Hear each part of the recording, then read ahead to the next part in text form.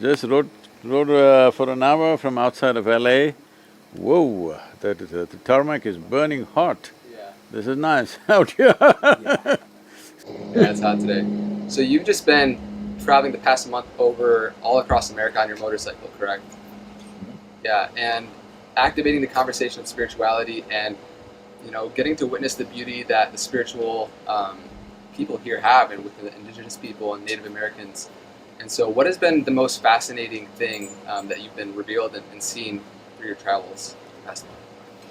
Well, there are too many things, you'll need many days to listen to that. So let me tell you, the most prominent thing that's stuck in my mind is Matotipila, which is unfortunately today being referred to as the Devil's Tower. It is a phenomena that all of you young people must experience. It is so incredibly powerful and so rare. I don't think that form of energy which we refer to in the human body, can I elaborate a bit? Or Sure. This is just an introduction? Yeah, So, in the human body, we recognize that for us to be so complex, as we are the most complex creatures on this planet, which a whole lot of human beings are suffering unfortunately, but the complexity is what makes our life rich. To make this life so complex, there are many… our energies are finding expression in many different ways. We identify 114 different ways in which it's finding expression. Of this, it is categorized as 7.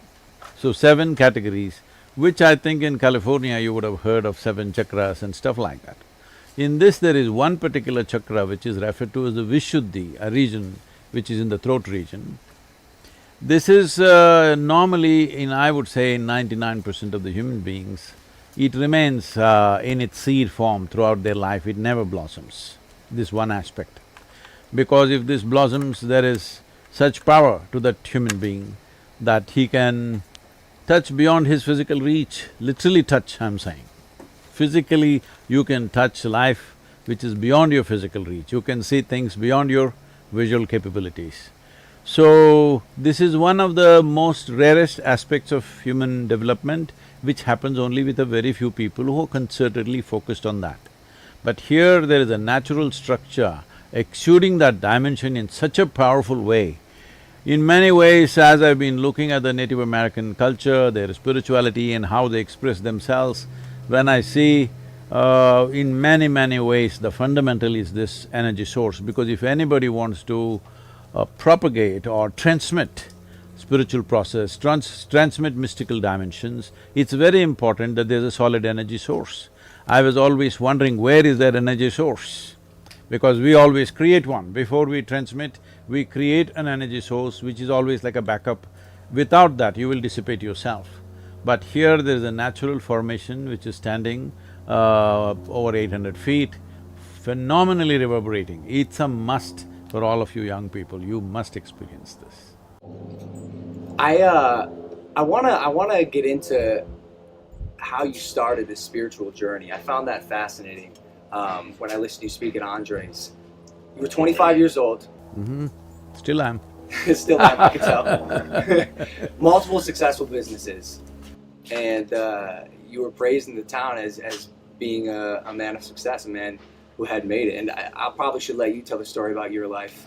Again. I asked. I'm sure you've told this story so many times, but our audience hasn't heard it, or some of them may have, some of them may have not. And I know when I first heard it, I found it fascinating. So maybe just a brief introduction of how you got started into knowing everything in the universe. I'm serious. He has all the answers. Wait till he starts, bro. So, see, this happened to me when I was just about 4.5 years of age. Suddenly one day I realized, actually I don't know a thing. Don't know a thing means just don't know anything. If somebody gives me a glass of water, I would be staring at this glass of water for hours. Because I don't know what is water. I know how to use it.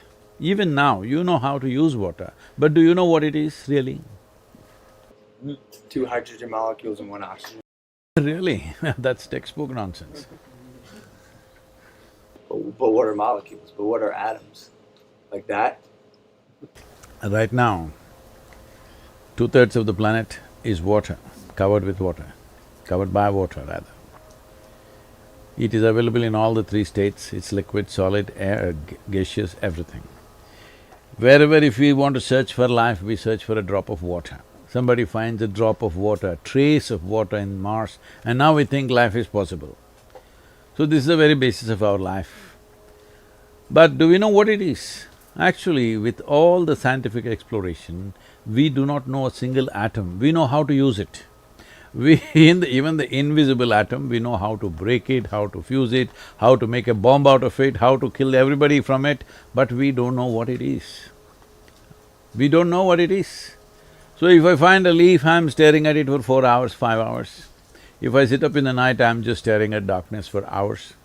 My father being a physician, he started thinking that I need psychiatric evaluation.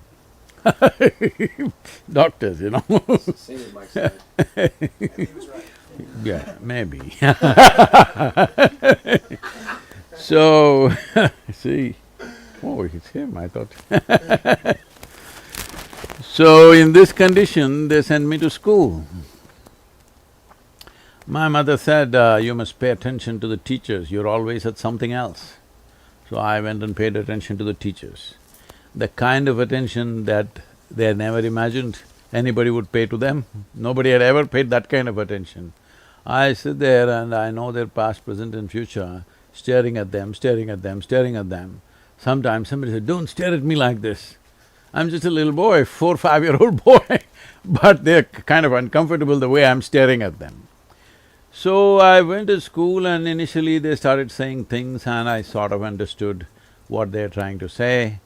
And then I realized, teacher after teacher coming and making actually sounds and sounds and sounds. See, right now, I'm making sounds. Because both of us think we know English language, you're making meaning out of this. Suppose I start speaking in any one of the Indian languages, they will be just sounds for you, isn't it? We're just making sounds. This language is a conspiracy between two people. I make this sound, you make that meaning. I make that sound, you make that meaning, you know? This is the whole thing. So I stopped making meanings and just started listening to the sounds. And every 45 minutes a new teacher will come and make sounds and sounds and sounds. It became very amusing and a big smile spread on my face. But they were not amused at all. So I saw that there was no point and I went to school only when it was absolutely necessary. The rest of the time I had more interesting explorations in the world. So one day it happened, now about 11 years ago, this school where I studied almost 45 years ago or more, they came to invite me for their 125th anniversary, school anniversary. I said, see, please, why me? I was not just a bad student, I was not even a student, I only came when it was absolutely necessary. Why me? They said, see, our school has produced ministers in the cabinet, our school has produced sports stars, our school has produced cinema stars, but you are the only mystic, so you must come. I said, okay, and I went. I went there and stood up in the quadrangle to speak. I looked around, same oppressive buildings. And then I looked at this particular room and then I remember, I was around 12 years of age. One afternoon, because at that time I'm in this condition, I don't know anything, if I pay attention to something, I can't take my eyes off it. I'm just looking at it, still trying to figure it out, what is it? So they can't get my attention. So he asked me a question, something. I just look at him, I don't even hear the question, okay? I hear sounds, I don't make meanings out of it, something. Everybody's blabbering something all the time. So I just look at him and he tries to get an answer from me for about 35–40 minutes, he tries hard to make me say something. When I don't know anything, what is there to say? So I was in that condition at that time, for many days I wouldn't speak. Because there's nothing to say, what is there to say? I don't know a thing. So I was just looking at him. After 35–40 minutes of frustration, He got so mad. He came and held me by the shoulder, shook me violently like that and said, "You must either be the divine or the devil. I think you're the later." Well, I was not insulted or abused by this. My problem is, what is this, what is that, what is that, what is that? One thing was clear, this is me. This guy confused me about this also. I look like this, what is this? Is this divine or devil? What the hell is this? Suddenly I didn't know what is this. Till now I was okay. I did not know anything about anything, but I knew this is me.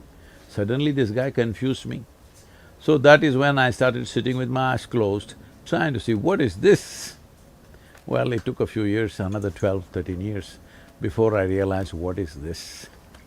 And what was that? Huh? What was that? See, right now, what you call as myself is largely the boundaries of your body. We can do an experiment, actually. Can you? Sure, let's do it. So, you hold both your hands together and with your eyes closed, what you do is you intensely rub it like this for about 30 seconds, as intensely as possible. It's gonna get hot. I don't like this. I really don't like it. Sadhguru, my skin is burning. Now hold your palms about 4 inches away from each other.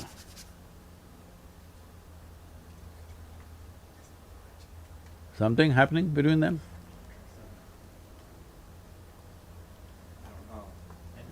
Some kind of sensation happening between them? Yeah. Yeah, my hands are hot. Not about hands being hot, between the two palms, is there something happening? I don't know. Please try it again, not with pressure but with speed. Yeah. It feels like there's like a magnet between the Yeah. two. So there is a sensation. What I'm trying to tell you is, how did you fix the boundaries of your body? See, right now, do one thing, take your right hand and touch your left hand. Is that you? Is that you? Yeah. Yes. Touch the chair on which you're sitting. Is that you? No. How do you know this? Because I could get off of it and walk away in the chair. Oh, this a whole lot of people have walked away from their body, haven't they? What about all the dead people, huh? Don't they come back on Halloween? I think the most important notion here is to understand that human experience is 100% self-contained, which you talk about. No, that's not what I'm saying. See, right now, you're fixing the boundaries of who you are only from the boundaries of sensation. Where there is sensation, it's you. Where there is no sensation, it's not you, isn't it? Can I just ask a question? I don't want to get too far ahead, but I want to bring this back for the impulsive audience who may not be aligned with this way of thinking or know who you are exactly or your approach. I have always been one to have a tough time with all of this. Me and Andre have had many conversations about it. I'm open-minded to it, but at the end of the day, I always have a Verizon bill to pay. I have health insurance that needs to You go to the phone bills.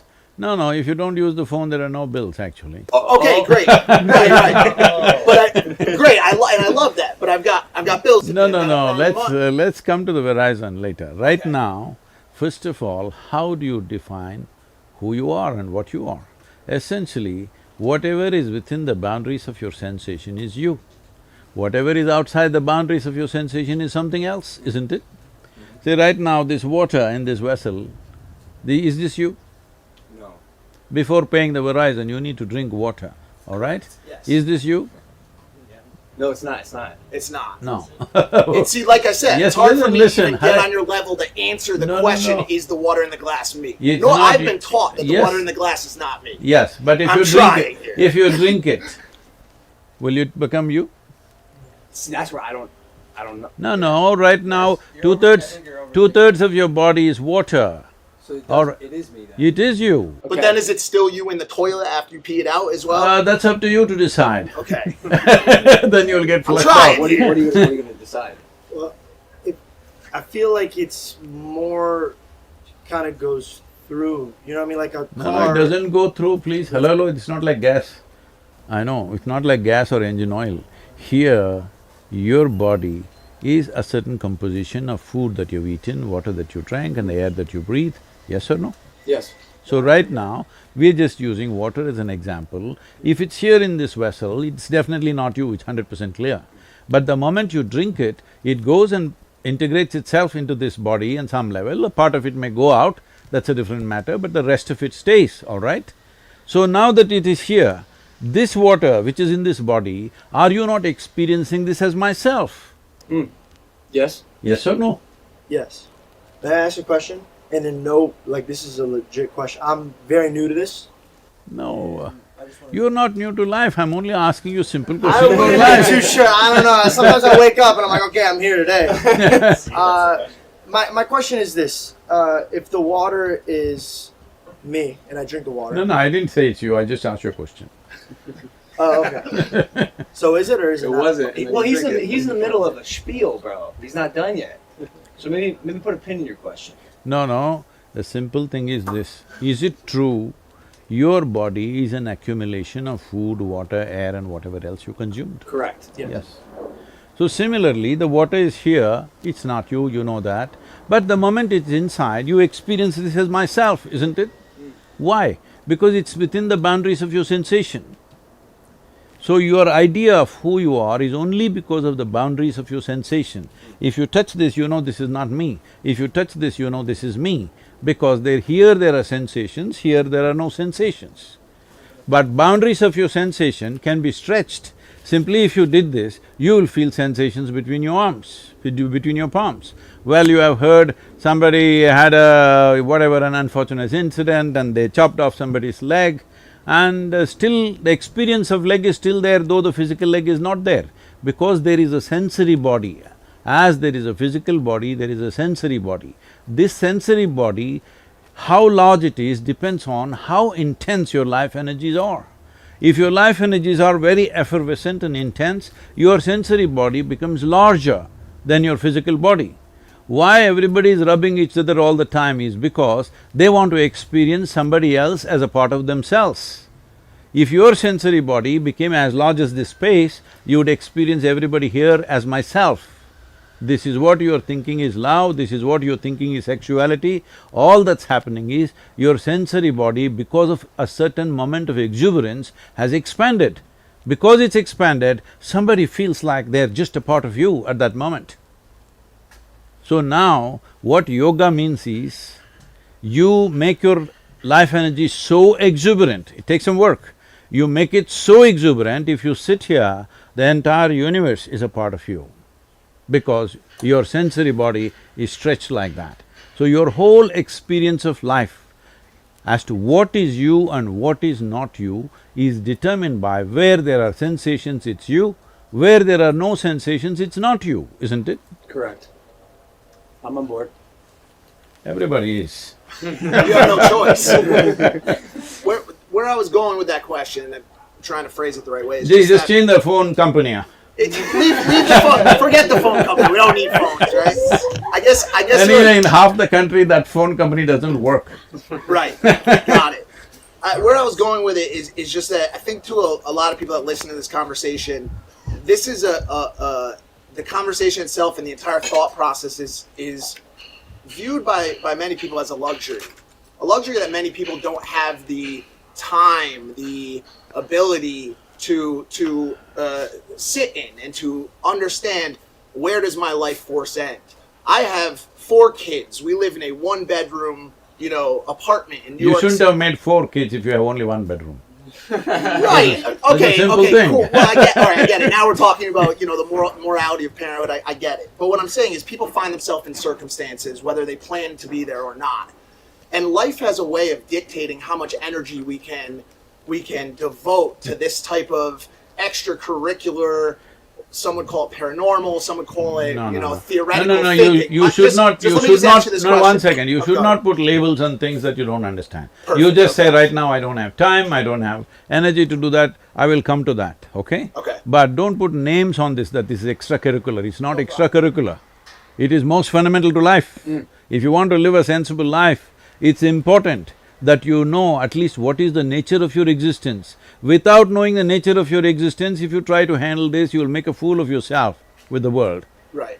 So now that we know that, Got it. and you ran us through that, Now that we know the nature of our existence. No, we don't. No, that's not how it works. That's what you all this. I'm the water that I drank. No, you don't come to a conclusion like that. It is opening up one possibility. This is for you to wonder, what is the nature of my existence, which he thinks is a luxury. I'm saying it's like this. You want to handle something, let's say you want to handle this camera. You know nothing about it and you handle it. What will you produce, I'm asking? It's probably some horse shit. Yeah. Yes, that's what life is for most people, that's what he's saying. Horse shit. In one room they had 5 children. Why? There's one room, you should know what to do. I'm with you.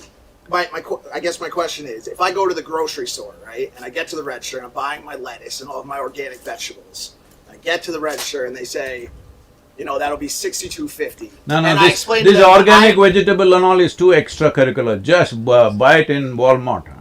Okay, so I'm at the Walmart counter and they ask me for $62 and I say, but I have found out the fundamental principles of life and I have a life force that exists in between my hands when I rub them together.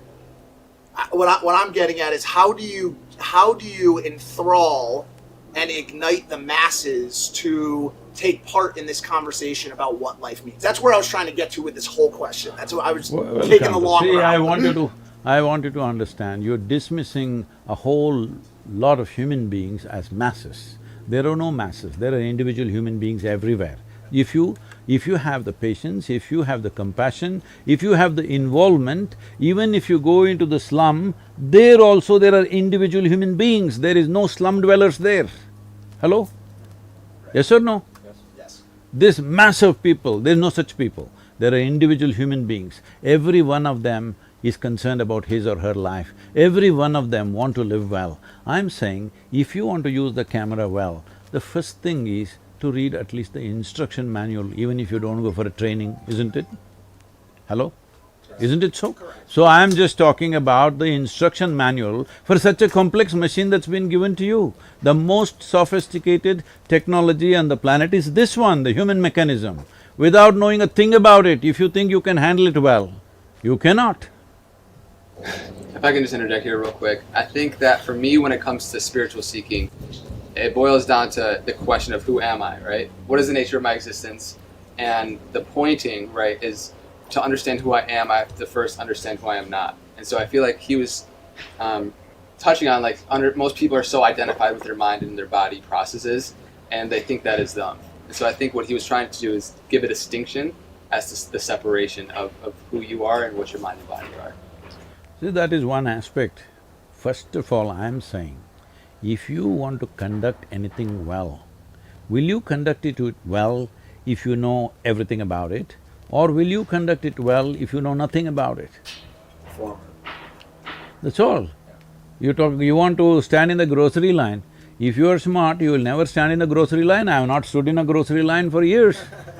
All right, for decades. Right. Why?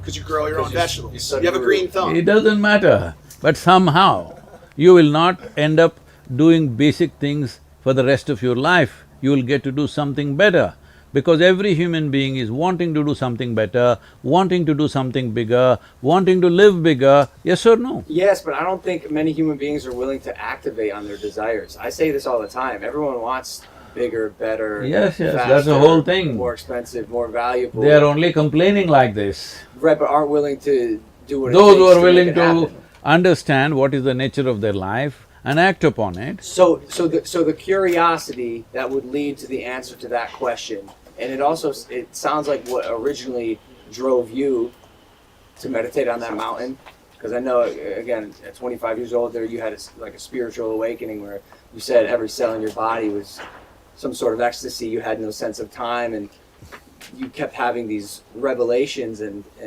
one time you sat outside for 13 days. And you opened your eyes, you thought it had been, what, I think you said 25 minutes? So did that sense of curiosity, is that what led you to go down the path you went? See, we must understand, it is intrinsic to human intelligence to want to know something more than what is there. If you leave your dog out here, he's just sniffing out everything. Even he's curious, he wants to know everything that's there in this garden.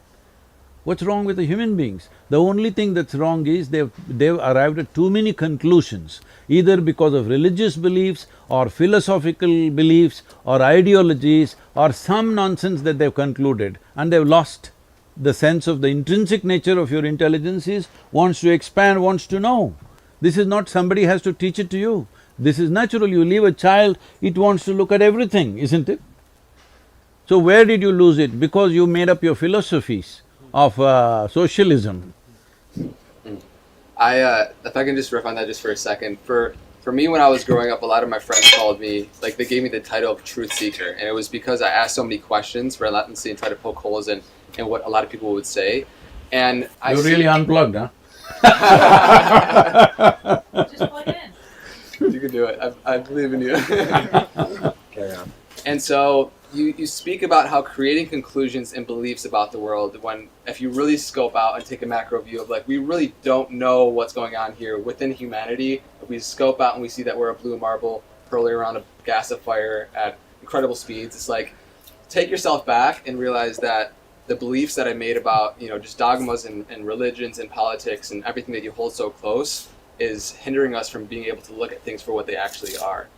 And so if you could just speak on how creating beliefs and conclusions about everything destroy our ability to seek, I think it would be very valuable. See, when you say, I believe something, what does it mean? I'll ask you a simple question, can I? Sure, of course. Extracurricular question. How many of you believe in God? Just raise one hand. Okay. How many of you believe you have two hands? Just raise one hand. Do you believe you have two hands? No, of course. One will do, one Raise will one do. just to prove Yeah. it. So I'm asking you, do you believe you have two hands or do you know that you have two hands? Both. Really? Yeah. How is both? If you know you have two hands, where is the need to believe you have two hands? One follows the other. No. Why not? If you know something, why do you have to believe it? If I know something, why do I have to believe it? Yeah, you know it? I believe one follows the other. No. I believe the truth. I have two hands, that's the truth, I believe it. See, the word believe essentially means you do not know something, but you believe it is so. Sure, but you could believe and know something. See, I believe you are a good guy. What does it mean? So you don't know that. I don't know. And that's what I'm saying, I don't know. I don't know what you are, but I believe you're a good guy. Okay. I believed he's nice and I went to him and he was terrible.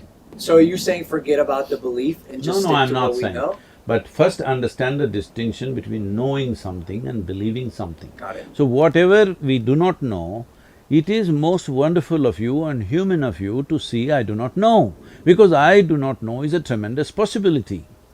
Tremendous possibility. The moment you destroy I do not know, your entire learning and expansion process has come to a cease. And this is what you're doing with your belief. That you believe this, you believe that. All these days people were saying, I believe God. Now they're saying in California, I believe in myself. I don't know what that means. Well, I believe in God, and I do know that there's a God. Hmm? So you're saying to sacrifice my belief? I am not asking you to do anything, I am asking you to look at the distinction between knowing something and not knowing something. But do you feel like this would be tricky for Christians, saying that you I don't want to get into a religious debate here. All I'm You saying brought up is, religion. there is… No, I'm talking about belief, I didn't even talk about religious You belief. said other religions are nonsense. When? Like right before you got into this I don't room. think Was he that the said term? that. Yeah, No. I promise. I could replay it. I don't Really? think you Did he could. use that I don't term? think you can say that. I didn't say that. I'll check it, but yeah, I promise. No, he He didn't. goes, say yeah, that. but yeah, I promise. What, can I ask this? You believe that I said it. I didn't say it. We knew this was going to happen today. We're not experts. Just bear with us. I'm going to stand by my co-host here. He's going to eat shit on that one. Okay. What is the metric for which something goes from belief to knowledge? Is the Not knowledge. I just want We're to talking about knowing. right. So Let me Is make the- a is- distinction between knowledge and knowing. okay, is the Knowledge is an accumulated information. I know this and that. By knowledge means I have accumulated information. Today everybody is knowledgeable about everything. This doesn't mean to say they know it. They know it through the phone screen, everything in the universe. but they don't know it by experience of anything. So knowing is by experience. I have two hands, is my knowing. I know it is there, all right? Even if I close my eyes, it's there. If you argue with me, it's there. It's there anyway. So belief is something else. Right now I know something, I do not know something. These are two facts of life. If you live in truth, you will know some things, you will not know some things. What you do not know, naturally your intelligence will want to know. You don't have to seek it consciously.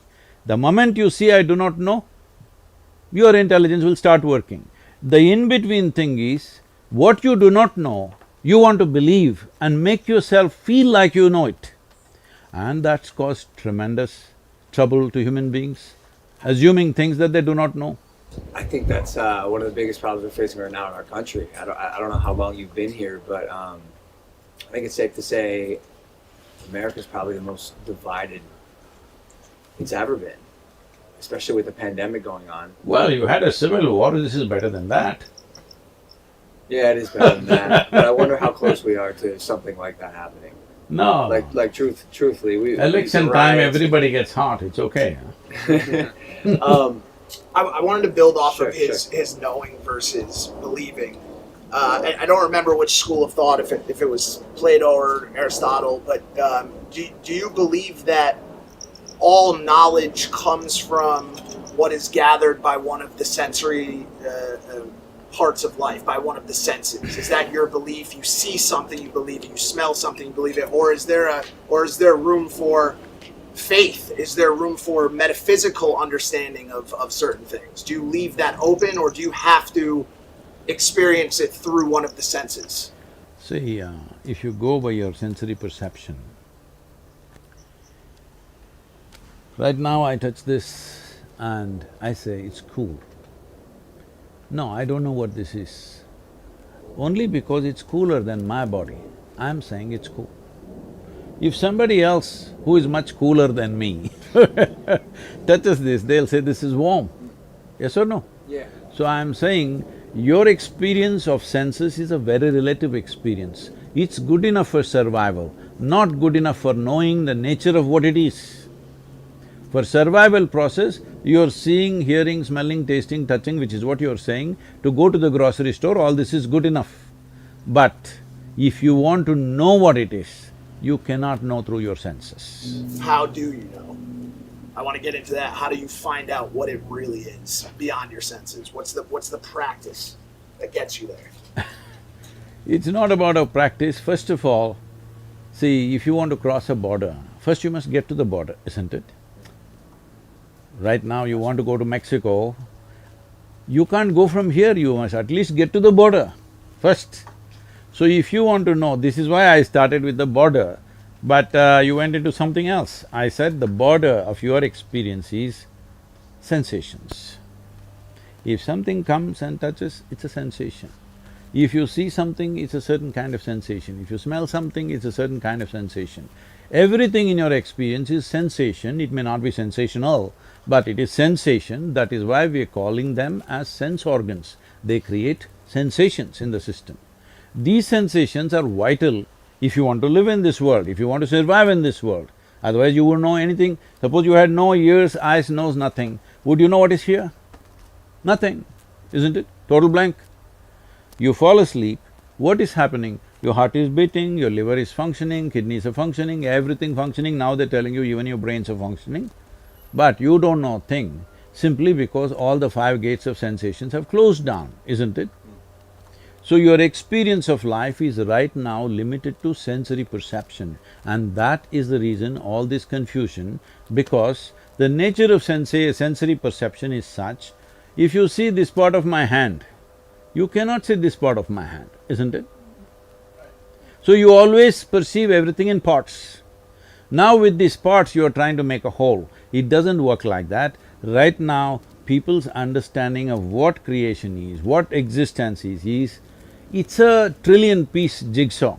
But they find three pieces, put it together and they form something and say, this is it, I believe this is what it is. You can believe whatever you want. If we work hard enough on you from your childhood, we can make you believe any damn thing in the universe, just know this. Right. I agree with that. Is that a shortcoming of humanity? Is that because our brains have not developed to a point where we are no longer limited by what we see, feel, touch, smell, hear? Or is there a way to break that boundary, and have you done it? See, human brain, there is nothing deficient about it. The deficiency is people are trying to operate without using the user's manual. They don't know a damn thing about their brains. That is their problem because they have lots of beliefs. They have lots of beliefs and beliefs and beliefs, so they can't use their brains. But the moment you see, I do not know something, do you see your brain starts working in a certain way?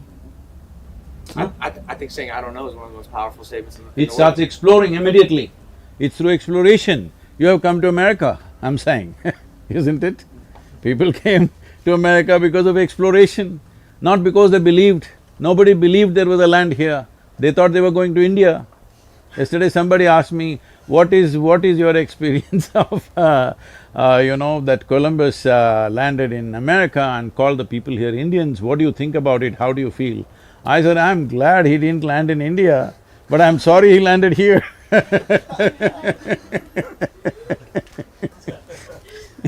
You talk about this necessity for curiosity and this I don't know or questioning. See, don't use the word curiosity. Okay. Curiosity is a very surface thing. Okay. But when you realize I do not know, there is a pain of not knowing. Right, It's a and it leads to that questioning, right?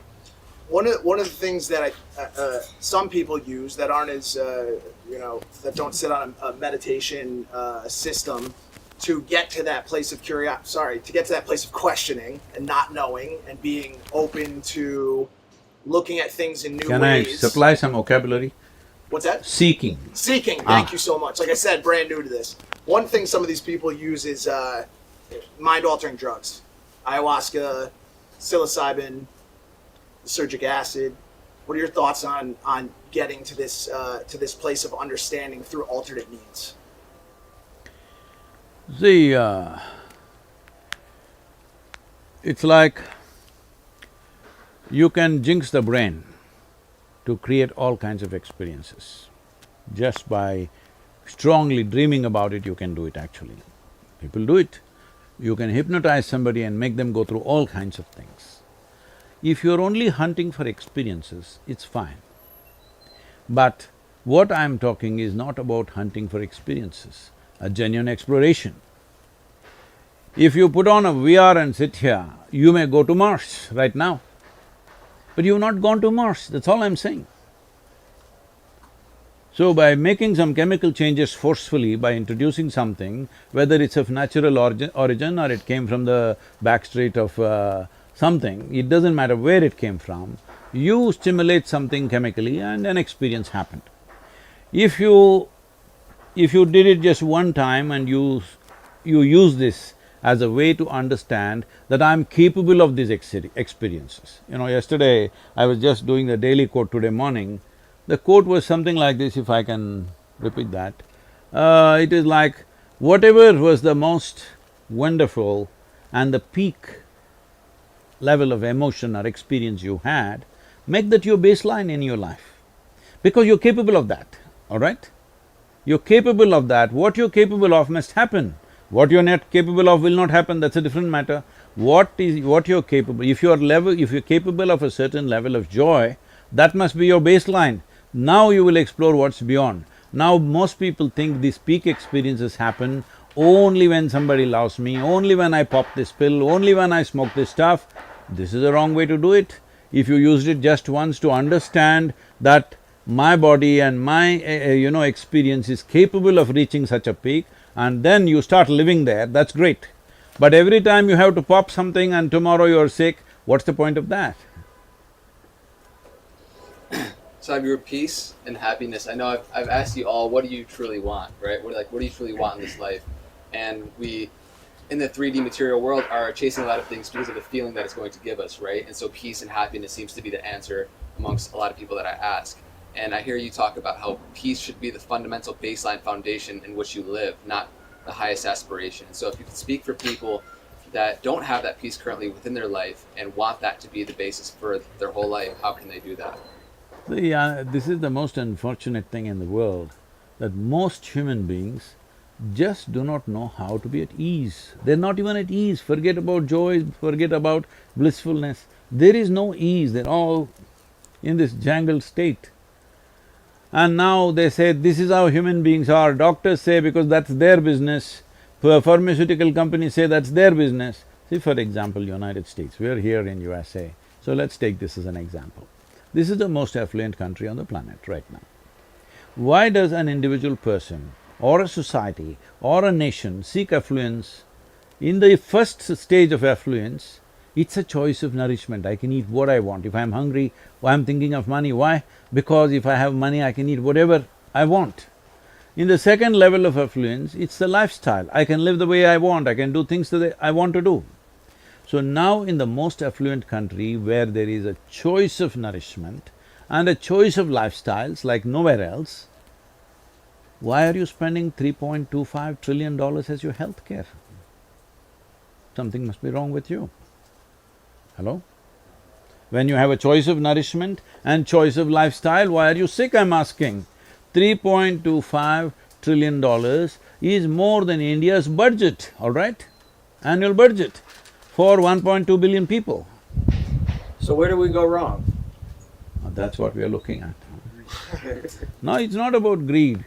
The problem is, without understanding, if you do not know how this camera functions and you use it, I'll assure you this is going to break down in 3 days.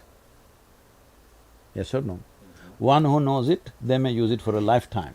One who does not know it will break it in 3 days, yes or no? That's all you're doing. No, it's not about them. You are in charge of your life, you don't know, think about this. Because you think by fixing the outside world everything will be okay. Because roads are done, bridges are done, airplanes are flying, you think everything is done. No. A human experience essentially happens from within you. Outside conducive atmospheres we want to create, that is there. See, it's like this. If you look at it, he articulated this in one way. Essentially, what is it that you want? You want pleasantness of the body. If body becomes pleasant, we call it health. Do you want it? So badly. Yes. If it becomes very pleasant, we call it pleasure. If mind becomes pleasant, we call this peace. If it becomes very pleasant, we call this joy. If your emotions become pleasant, we call this love. If it becomes very pleasant, we call it compassion. If your very life energies become pleasant, we call this blissfulness. If it becomes very pleasant, we call it ecstasy. If your surroundings become pleasant, we call it success. Only to create your surroundings in a pleasant manner, you need the cooperation of all these people. But for pleasantness of body, pleasantness of mind, pleasantness of emotion and energy, it is 100% your business, yes or no? Yep. So only to create pleasantness around us, we need… because there are many forces involved, we need help from them, we need cooperation from them. Otherwise anybody can make it nasty right now. But what happens in your body, what happens in your mind, in your emotion and your energy is absolutely your business. If you take charge of this, creating pleasantness in the atmosphere, you're at least competent to do it. Otherwise you're always at somebody else's mercy. Why everybody wants to meet the most wonderful person? Why? I'm asking you, why the hell are you not that wonderful person, huh? Why are you looking for that wonderful person to mess them up?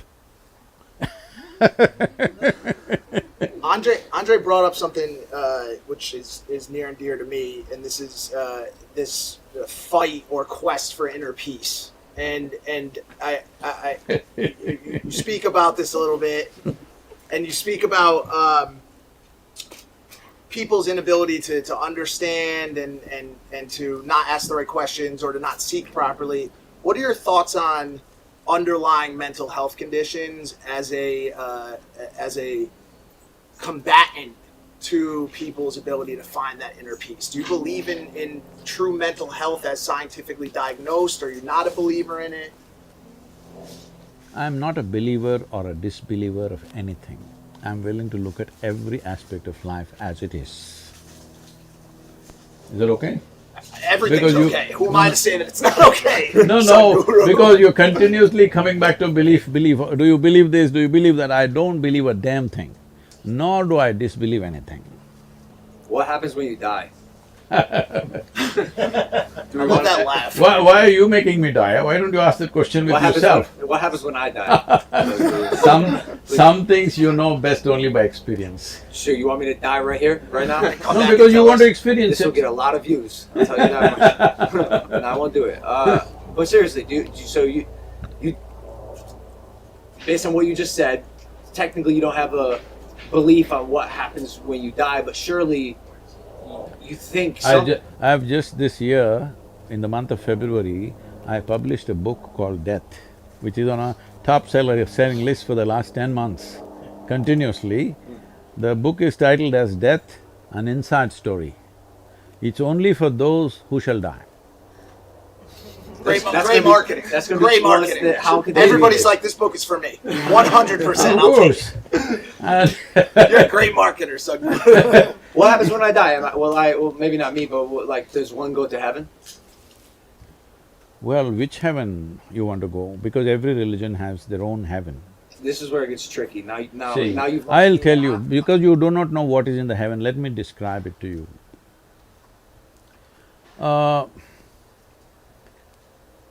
In the Hindu heaven, food is very good. If you're a foodie, that's where you must go. In the other heaven, there are, long white gowned ladies floating in the sky. You like that means, you go there. That was Mike's. I like food. In another place, you will encounter virgin problems. If that's what you're looking for, you go there. But what do you have to do to go there? You got to die first. That's an important thing. When you die, depending on your culture, we will either bury you, burn you, cut you and throw you to the birds, do something with your body, because this body is a piece of this planet. When your job is done, you must put it back. If you've not done anything eco-friendly, at least this much you must do, put the damn body back. Some people are talking about going to Mars with it, all right? You must put it back, that is one sensible thing to do. I'm telling everybody in United States, I know I will become very unpopular. Why are you wasting cutting a tree when a man dies? At least plant a tree, because you make good manure. Have you seen those? Have you seen those sacks? Yeah. Have you seen? Yes, I know. Tree There's, pods. there's these sacks you can place your body in, Yep. and a tree will grow. I know out. you don't need a sack also. In India, we just wrap them in a cloth with salt and everything and we put them there and plant a tree, all right? I gotta ask you, is Mars out of play? Like, in the way of that you seek? How can I ask this question properly? Like, if I get buried on Mars, is Mars out of play? Your body material, unless you want to be exported to another planet, this material you picked up from this planet, when your job is done, it's best to give it back because it's just a loan. Well, The some girls Mother… say, No, Mother Earth gave you this body thinking that you will use it for your well-being and put it back when your job is done. You want to steal it and run away somewhere. well, some that? girl at Whole Foods once told me that I was just made of stardust. She was very convincing of it. She said, we're all just stardust. All right. I guess she's wrong. Wait, I guess what I'm getting at is this, like. No, let's finish this. Okay. So, these are all different offerings in the heaven, Sure. but this thing is you must die first. When you die, we put your body here no matter what. In which form we put it somewhere, either in a sack or a box or whatever, we put it here. So you went to heaven and you don't have a body. Now what do you do with good food and virgins, I'm asking? Oh, if you have no body, how could you take advantage of the good food and the virgins? I thought just like it's like spirit food. Well, here's why this is tricky, because say you die at a very young age. Seriously, this is where I get confused. What goes to heaven? Your soul? Great. Is your soul, is it… Which is soul, right or left? the left sole on my shoe. Is it the soul… something unfortunate happens, a 5-year-old dies. Does the soul of the 5-year-old go to heaven or hell as a 5-year-old soul? See, the Does it go as the soul see, the at the problem age you is pass there is no line between what you know and do not know. That's why all this confusion. Right now, you do not know the nature of your existence. but you're talking about a soul because somebody told you so. I'm not questioning whether it's true or not. All I'm saying is you do not know. Hello? Somebody may be… something may be true, but you do not know. That's the important thing. Because unless it comes into your experience, it's not there, isn't it? See, right now, if I close my eyes and sit here and doze off, all these people don't exist because they're not in my experience, isn't it so? It's only what is in your experience which is true for you, rest you're just assuming. If you concretize your assumptions, that's called belief. So you say chase experiences? Are you afraid of dying? Do I look like that? It looks like you're a person who loves life. See, life is not my decision, life has happened to me, okay? If we were able to cause life, that's different, we didn't cause it. Something much bigger than us caused life for us. Now, it's your business to see that it happens at the highest point. Because you've been given an intelligence, you've been given a capability, you must see it happens at the highest point. When I say highest point, not in a social context, but within you, you must be at your peak. Otherwise, you're a wasted life. Can I take a You have concerns that you have to pay your Verizon's bill, so you go with a long face on the street. No, the thing is just this, right now the only and only thing that you have is life, rest is all your assumption. Can I take a second to get sort of personal? And Andre, you did someone brought it up at your event. The story of your wife was… It's not a story. the reality Of your life. of your wife. And I don't know how to fathom what occurred, but it kind of goes along what you were just talking about living at the peak. And on Saturday, I heard you speak, or Sunday I heard you speak, and you talked about her having the desire to go at what she felt was her peak. Mm-hmm. And in meditation, correct me if I'm wrong, in meditation, she made the conscious decision to leave this planet. Is it a question or it's a statement? I'm trying to phrase, coming from someone again who's just gotten immersed in this world, having that level of, whether you want to call it enlightenment, connectedness, knowingness, seems unfathomable to me. See, you're living in a culture where the only dream is to survive better than somebody else. In the last 200 years, that's been the only dream, how to be better than everybody else, survive a little better, have little more than everybody else. But you're also… right now you and me are sitting on a land where for people, the distinction between life and death was very thin in their understanding and experience of life. The Native American people lived like this. I was amazed to see that only recently I discovered that they are talking about a doorway on top of the head. They're saying there is a doorway. They call it by something of their own language, what? Okay? Kapavi, which is a doorway that you can open up and leave. It is through that life came and it is through that you can exit. This is a well-established science in India, and there are any number of yogis who left their body like this, sitting among people, announcing to everybody, today I will leave, and just leave. Like taking off a pair of clothes. Huh? Like taking off a pair of clothes. Yes, of course, because you put this on. You put on the body, isn't it? Slowly over a period of time. If what you accumulate, if you can't put it down, are you stuck or no? Suppose you picked up this vessel and you cannot put it down, it's stuck to your hand. Is it a good thing? No. So similarly, you put on this body, it's stuck to you, you don't know how to keep it down.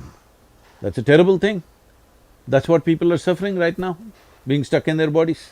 They don't know what to do. So, what Mahasamadhi means is, it's not that they left and went to another planet or something. They just dissolved as a person. There is no persona anymore.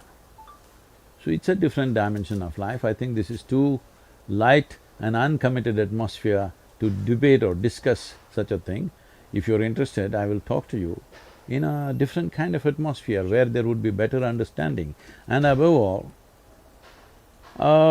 I don't want to casually discuss my wife with a whole bunch of people who don't understand what it is. Who don't understand Yeah, what it absolutely. is. That's totally fair. Yeah, yeah, absolutely. Sure.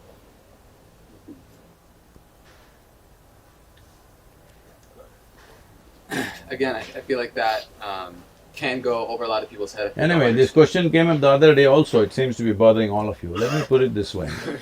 The other day also somebody asked a question, I don't remember who, and they said like this, it happened, will you not marry again? So I'm saying, I don't come from that kind of background. One person falls off, pick up another one tomorrow morning. I don't come from that kind of thing, because life's melded in a certain way. And that person evolved to a point where I did not imagine that that person would evolve like that. Beyond my imagination, beyond my expectation, something was done, something that is considered so phenomenal and sacred in the entire culture, and in the yogic culture it is always considered that way. So, when the atmosphere is like that, I don't want to sit and discuss my wife with all the people. All right? I totally get it. I'm sorry if I overstepped any boundaries. I just, that whole thing is fascinating to me. Yeah, I think you know, from religion to responsibility, from solace to solution, I hear in these conversations, and I'm really curious with the privilege that we have right now in this gathering, and with Logan's influence and the influence of many people that are watching this. They don't know where to begin. It seems like a lot, and it goes over their head. And so, No, Vicky, it's very easy to make it very clear where to begin. Unless you hop in with in-between things like this. Right now, standing in the grocery queue is not even on his mind, all right? He's just throwing it because he thinks that is a philosophy which will counter everything. I want to tell you, I read my Mein Kampf when I was 11, 12, and I become a strong activist when I'm just 12, 13, and at 14, 15 I'm thinking of joining armed struggle. So it's not new to me, that kind of logic, that kind of rhetoric, as if it's a solution for everything. Yes, intellectually it looks like socialism, communism seems to be the ultimate solution. Please try it to enforce it and see what a mess it becomes. Go and see in other parts of the world where it's become an absolute mess, all right? So this is not because I like something, you dislike something, it's not about that. Ultimately, when it comes to life, what really works for maximum number of people, that is the important thing, isn't it? Regardless of the success rate of communism or socialism or the grocery line way of thinking, right, that I'm stuck in or have not thought my way out of, it is the way of things in this world right now, in many places, maybe not so much in other places. What is the reason for that? Is it the teaching of the parents? Is it the education system? Is it mostly religion? Who is the main perpetrator when it comes to set belief systems? And as opposed to giving us a starting point for creating new belief systems, how do you create a desire for the teachers of the next generation to think outside the box? See, for a long time, in the name of religion, in the name of philosophy, in the name of ideologies of variety of kind, all sorts of things have been promised. And all the promises are elsewhere, not here. I'm saying, because you're all continuously talking about belief, if you believe there is a better place than where we are right now, up there, why are you not gone, I'm asking? Doesn't make sense to me. If you genuinely believe there's up there a better place than this, you should be gone, isn't it? Hello? Well, based on the religions that people utilize to believe in this better place, we don't get to choose the day. The day is You can choose the day. Hold on a second. You can choose the day, it's very simple. All right, go ahead. Well, I think it just speaks into what we were talking about earlier, right? If we really knew that there was something outside after we died, there was a heaven that we really knew, if we actually knew, then yeah, I would want to go right now. Yeah. But because it's a belief, that becomes a difficulty. I'd like to hear George speak. That's wrong. So, like you said, life was given to us, so we're not allowed to take it. For example, I can't take my own life, and I can't take Mike's life. So, redeem the reward that the Lord has given to me at the end of my time, when He has chosen my time, not me, because I haven't gone through what He need me to go through. Fine. Go through. Sorry. I agree with you. You or anybody has no right to take life, yours or somebody else's. That is a given, all right? But I'm saying, why is it that the idea of a better place than this has come is because right now people are suffering within themselves, all right? Why are they suffering? I want you to understand this. Whether it's joy or suffering, essentially both of them are happening from within you. Is that so? Correct. If it's happening from within you, what happens from within you, at least what happens from within you, must happen your way, isn't it? Very true. If it happens your way, would you be blissful or miserable? I wake up every single day blissful. Blissful, I would presume. Not presume, tell me, if Yeah, you had yeah. a choice, would you make it pleasant or unpleasant for yourself? Pleasant. I'd probably go pleasant. Yes. If you were feeling very pleasant, would you be always thinking of going to another place which is more pleasant? No. Right now the entire human this thing is set up on a better place somewhere else.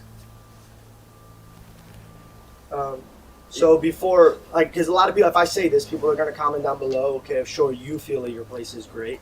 But coming from a 2005 George, where I'm working at a 9 to 5 every single day, and I do have a boss to answer to, and I do have bills to pay, and I do have responsibilities that I do not want to take part of, I still found those days just as joyful as the situation I have now, because I invited the Lord into my life.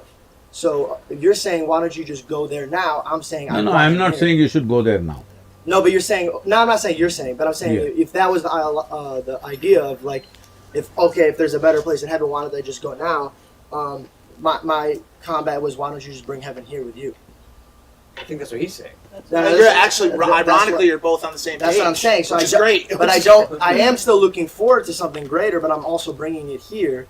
So I feel like religion can do that. And I feel like…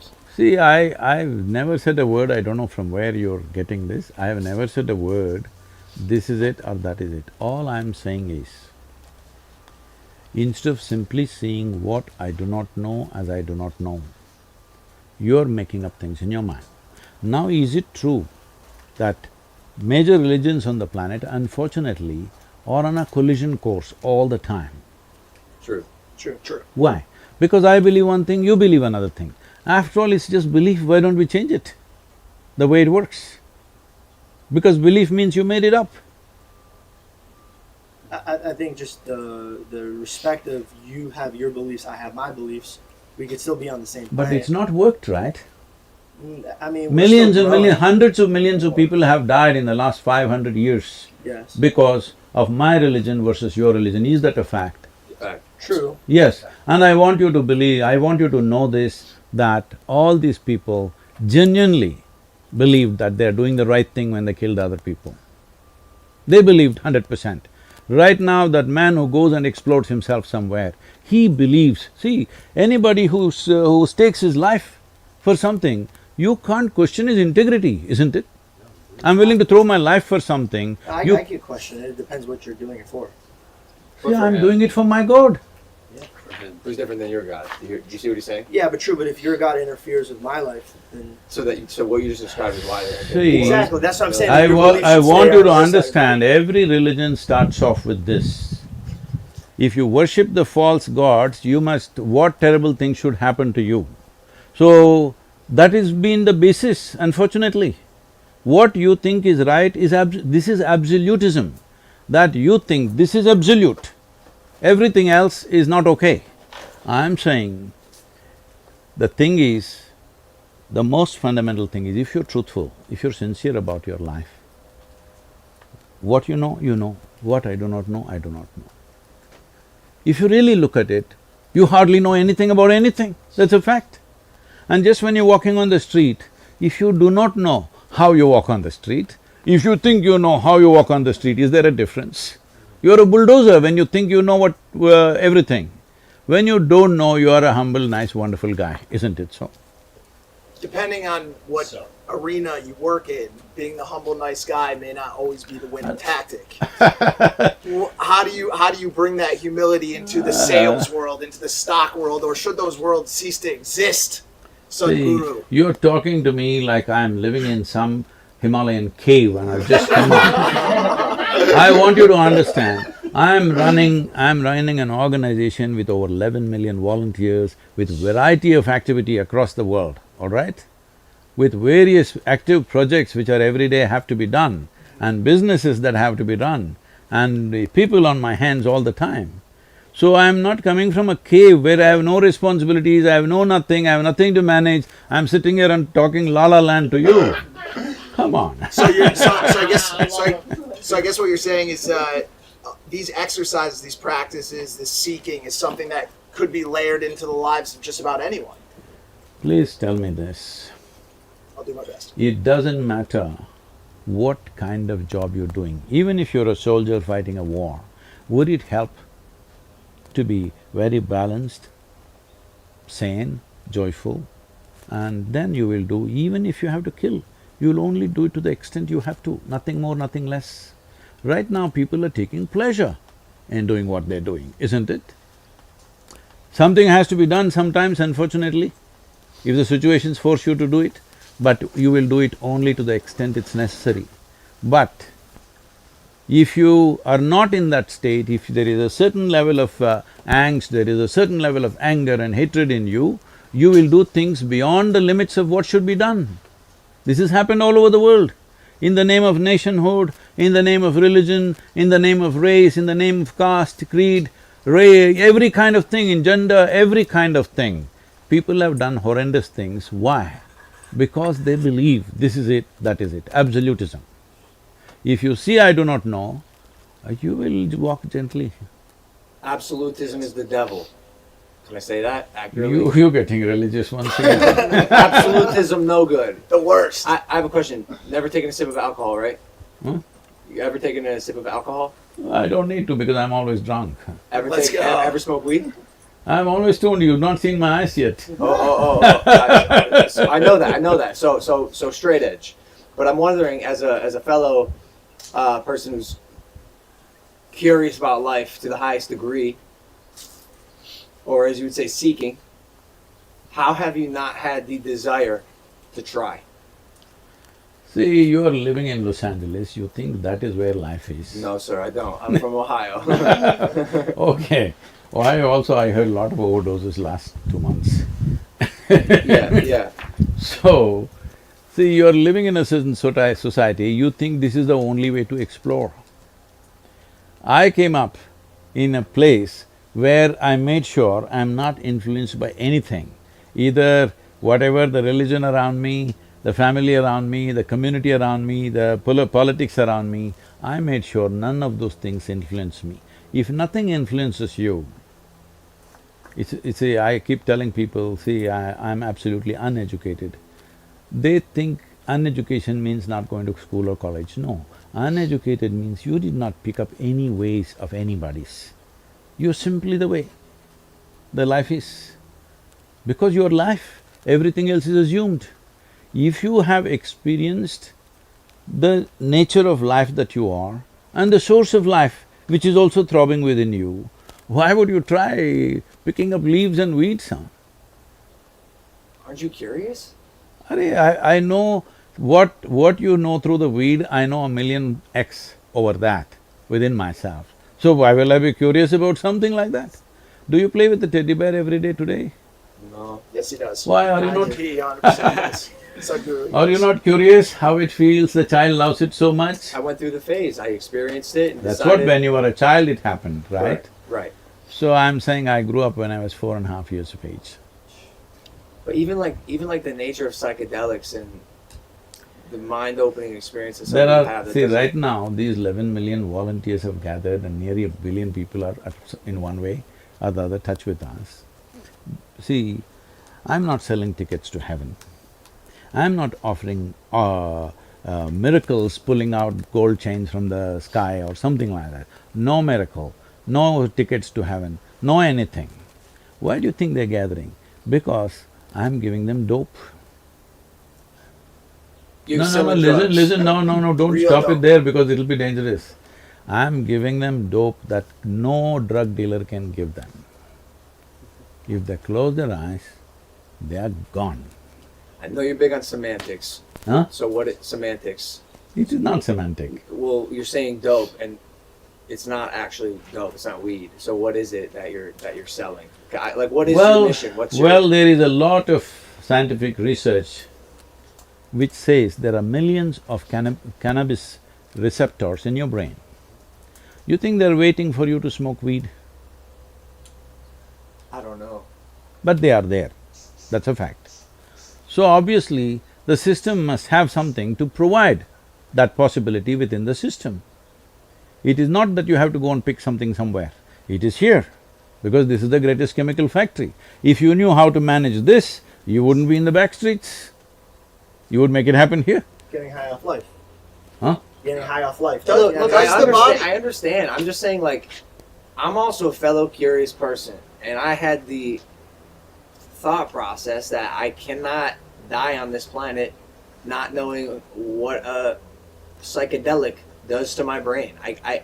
I've refused. That's something I wanted to try before I died, and I did. And I'm just wondering, from a fellow person who is seeking, how that See, doesn't titillate you in some way. see, the thing is this, right now, we are all sitting in the same place, breathing the same air. Probably we eat similar food. At this moment, what is happening within me, how I am, I will not exchange this for anything in the universe. You give me the world, I will not change it. That's how big it is. If that's happening within you, you won't go pick weed, that's all I'm saying. Okay, so I'm lacking. So I'm curious because I'm lacking. You No, don't if weed or whatever else gave you a little experience, you must understand, weed cannot experience, it's you who experiences. Weed might have stimulated some experience within you. Whether it is stimulated from outside or inside is the only question, right? If it is from outside, it always has a flip side of negativity to it. If it happens from within, when suppose there was… see, people are drinking alcohol.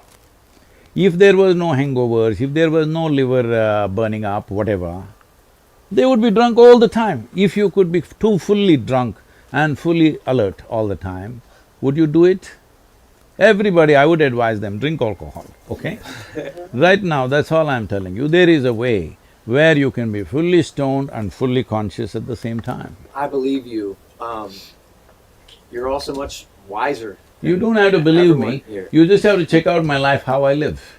But I'm saying, surely you are in your early 20s, and I know, like, you grew up in the 60s. So before you had the spiritual enlightenment, there wasn't a part of you that… Well, he said he aged at 4. 4 So, years old. so you're saying that us intoxicated, we're at a level of here, but you sober are here, and you're teaching people that, and from your past conversation, you're saying that if you wanted to try it once to tell your body you could be here, that's fine, but if you're going to consistently take it here, that's wrong. You shouldn't be using a substance to get you to happiness. See, the choice is this. Suppose, let us say, the compound wall of this house is 25 feet tall. You've not seen anything outside of this, you always lived here, it was quite okay. But one day you went on a trampoline and jumped up and you saw there's a whole wide world out there. But for a moment and you came down. You again want to leap? This is addiction. You want to leap, leap, leap and have a little glimpse, little glimpse. So, what we do is, we don't put you on a trampoline because we know you will fall back. We teach you how to build a ladder. nothing romantic about it, nothing exciting about it, building a ladder. You build a ladder, climb across the wall, the job is done. Why do you? What Why if do I you? hold on, Why do you? Hold on, what if I ask this. told you wanna that ask you acid made there be no wall? What if Huh? I told you that acid knocked that wall down into a pile of rubble that you never had to climb a ladder over ever again? That's not true. My question is why build the ladder if you never experienced the trampoline? See, the thing is, that's what I said. It is not because somebody tasted a drug or somebody has got some teaching, somebody believes in a scripture or in a religion that they're looking. It is intrinsic to human intelligence to be wanting to be something more. That something more, if it finds very physical expression, we call it sexuality. If it finds emotional expression, we call it love. If it finds mental expression, we call it conquest or shopping or whatever. If it finds conscious expression, we call it yoga. This is not decided by you, this is the nature of life, it wants to be something more. How you choose to… If you know only money, you're thinking more money. If you know only these kind of experiences, you're thinking of more experiences. If you know love, you're thinking of more love. If you know knowledge, you're thinking of more knowledge. Whatever you know, you're trying to hit the peak with that, right? How do you know you found the one? Love. Found the… How do you On know the when one, you a found partner, the one? the right The partner. right partner in life. Oh. I love that laugh. Answers. I want to laugh like that. One day. It's amazing. Do you need a beard to laugh like that? You have to. You have to have it. You could probably start laughing like that. I'm soon. close. Anyways, So anyway, this is not United States, nor is it 2020. This is 1990 and this is India, where things don't happen like how it happens here. Yeah, but that's all. I just looked at her and in 3 days we were married. So you're saying when you know, you know. So, So when you were rich before. when I went home, I said, because everybody thought I'll never marry because that was the contention, because I was living wild, all the time I'm camping in the mountains, here, there, and I have no interest in such things. One day I went and said, I'm marrying this girl. What? Who is she? I knew her pet name, like what she's called, I didn't know her full name. Then they asked, what's the father's name? I said, I don't know. They said, what, you don't know father's name? What's their caste? I said, I don't know. Then you don't know father's name, you don't know what the family is, how will you marry this girl? I said, I intend to marry only the girl, not the father. But did you know? I didn't know. You didn't know. What? did you know Did she you was know the she one? was the one? Absolutely. You knew. Was there ever a time in the marriage you were like, man, I picked the wrong one, like, this girl really is acting up? We don't do those things. You're pointing me in Because we are not… See, I want you to understand this. I know this culture is just built up now. If you're looking how to extract life from somebody, anybody, whatever kind of wonderful person you pick, they will disappoint you. Because you can't pick life, joy or pleasure from somebody else. If you're seeing that your life is an expression of your joy and you're seeing always how to do the best for the other person, it never will happen to you that, oh, did I pick the wrong one? Did I do this? Did I do that? So tomorrow suddenly you think this is the wrong tree and cut it off and put some other tree? That's stupid. I feel like we look for in our culture, and it's the saying like, find my other half, right? Which in a sense is saying that we're incomplete by ourselves, right? And we're looking for joy in another being. And I think that's really the key, is just finding that if we can have two wholes come together, right? And so we're coming in union and relationship to not extract joy from one another, but to share joy within one another. And this guy has become wise. Read your books. I've read quite a few of your books. Are we on time? I mean, I could probably sit here and ask questions all day. Well, he's probably got places I to need go. I need some answers. Have you seen The Matrix? Which pill would you take? Which pill did you take? Or did you not take a pill? Have you seen The Matrix? Let's start there. Matrix? The movie? Well, I am the Matrix, huh?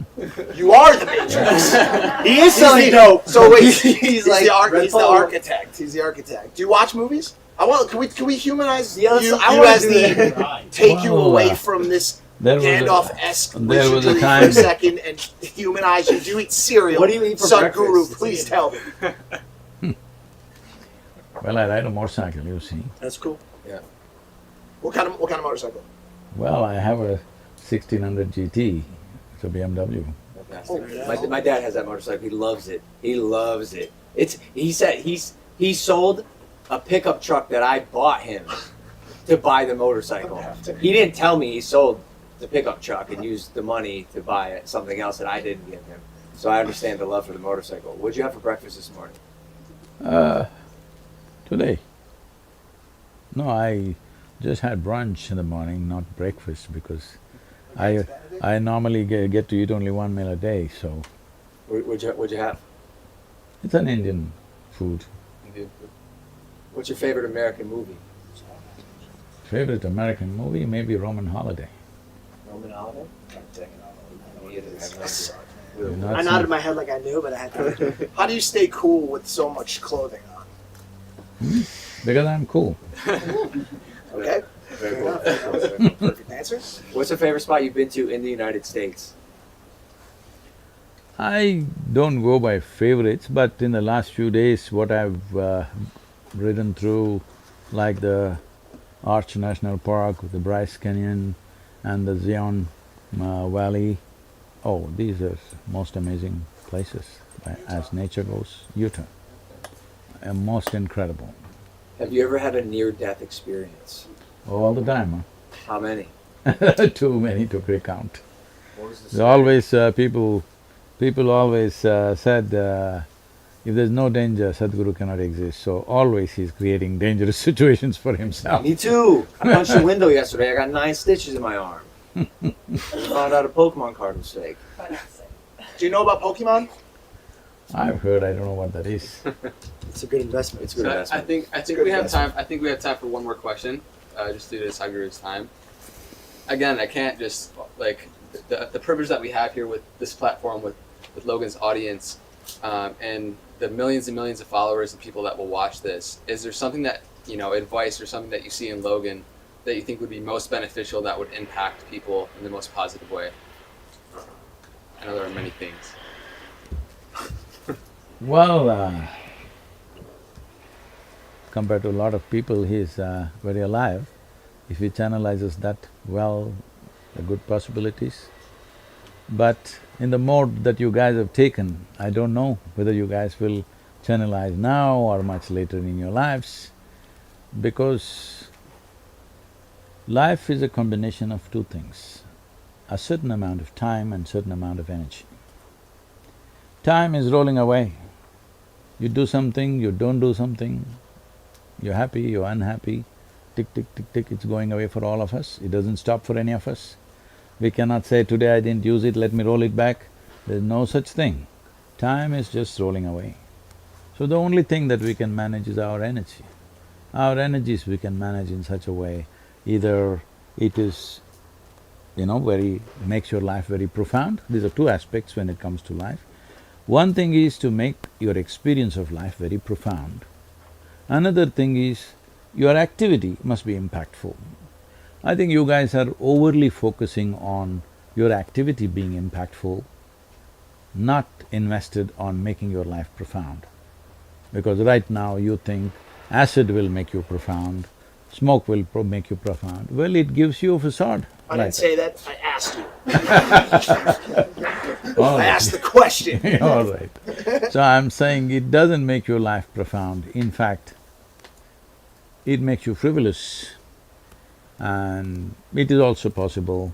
I'm telling you, during my time, I'm saying when I was in university,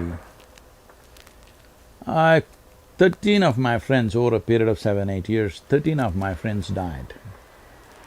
Some to drugs, overdosing, some riding motorcycles too wild, not knowing where the limit is, trying to ride like somebody else, all right?